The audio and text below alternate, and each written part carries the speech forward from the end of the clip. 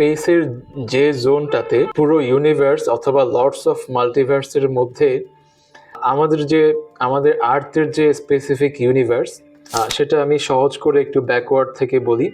আমাদের আর্থের যে পজিশন, সেই পজিশন থেকে তার আশেপাশে একটা স্পেসিফিক ডিস্টেন্স মেনটেন করে লর্ডস অফ প্ল্যানেট রয়েছে, আর যার একটা সেন্টার পয়েন্ট আছে যেটাকে আমরা সোলার বা সান নামে জানি। অ্যান্ড এই সিস্টেমটা যে ওয়েতে কাজ করে সেটাকে আমরা সোলার সিস্টেম বলছি। সো এরকম মাল্টিপল সোলার সিস্টেম একটা গ্যালাক্সির মধ্যে থাকে যেটাকে আমরা গ্যালাক্সি হিসেবে জানি, একটা সার্কেলের মধ্যে থাকে যেটাকে আমরা গ্যালাক্সি হিসেবে চিনি। যেমন আমাদের গ্যালাক্সিটা মিল্কি ওয়ে গ্যালাক্সি। ইভেন আমাদের গ্যালাক্সির যে পরিমাণ সাইজ, সেই পরিমাণ অন্য গ্যালাক্সির বা অন্য সোলার সিস্টেমের একটা সানের সাইজও এর চাইতে বড়। সো এরকম